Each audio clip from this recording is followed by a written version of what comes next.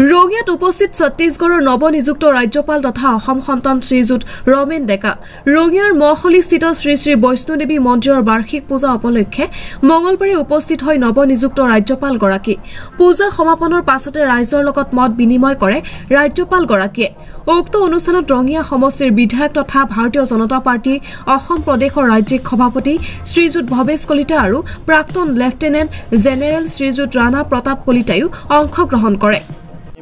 আমাৰ ৰাস হৰি মন্দিৰ কমিটিৰ সৌজন্যত এই পবিত্ৰ স্থানত প্ৰতি বছৰে ৰাস উৎসৱৰ লগতে আমাৰ ছত্তীশগড়ৰ নৱনিযুক্ত মহামহিম ৰাজ্যপাল ৰমেন ডেকা ডাঙৰীয়াই এটি বৈষ্ণোদেৱী মন্দিৰ ইয়াত সজাই দিছিলে।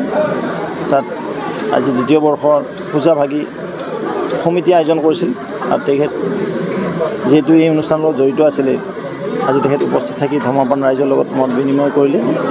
আমি ধন্যবাদ জ্ঞাপন কৰিছোঁ। এক ব্যস্ততা জীৱনপূৰ্ণ লগতে এখন ৰাজ্যৰ সাংবিধানিক মুৰব্বী হিচাপে আজি পূজা ভাগত থাকি আমাৰ ৰাইজক যি আহ্লাদিত কৰিলে।